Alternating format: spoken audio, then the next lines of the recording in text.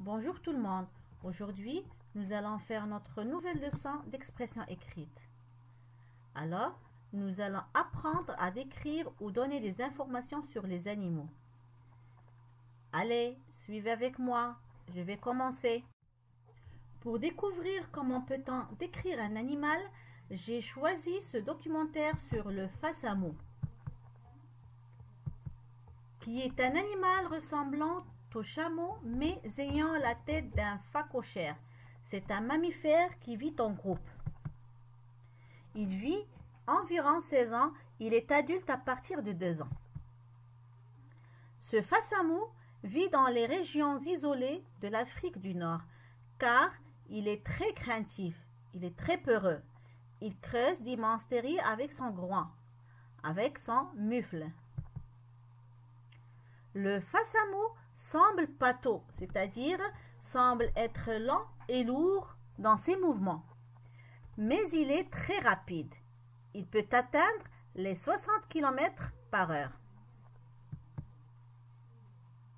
Et pour son régime alimentaire, il est phytophage, c'est-à-dire herbivore, et mange environ 600 kg de plantes par semaine. Il peut rester plusieurs jours sans boire ni manger, car il peut stocker des graisses dans ses bosses. Maintenant, je vais vous expliquer à travers cette carte mentale les différentes étapes pour décrire un animal. Prenons par exemple un animal. Donc, avec quoi on commence? On commence par les aspects morphologiques, c'est-à-dire s'il est mammifère, les nombres de pattes qu'il a, son poil et la taille de ses oreilles, de ses yeux, de son nez, etc. Après, nous allons décrire le milieu de vie. S'il vit dans la forêt, dans la jungle ou bien dans une cage. Après, on passe à son régime alimentaire, c'est-à-dire s'il est carnivore, herbivore ou bien omnivore. Et enfin, son mode de déplacement. Si c'est la course, le saut, ou bien la marche, ou bien la nage.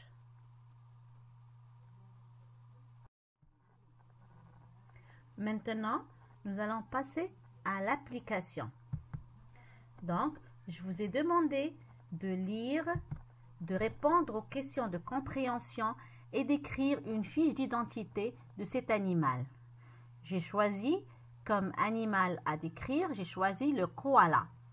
Vous avez ici le texte et l'illustration qui nous montre ce qu'est un koala.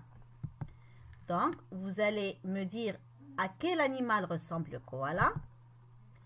Vous allez écrire dans la fiche d'identité que mange le koala, quelle est la couleur du koala, où vit-il et que signifie le nom du koala. Ma vidéo tient à sa fin. J'espère que vous avez compris la leçon et que vous allez faire l'exercice facilement. Et si vous avez encore besoin d'explications, n'hésitez pas à m'envoyer des messages via Cool Schools. À très bientôt!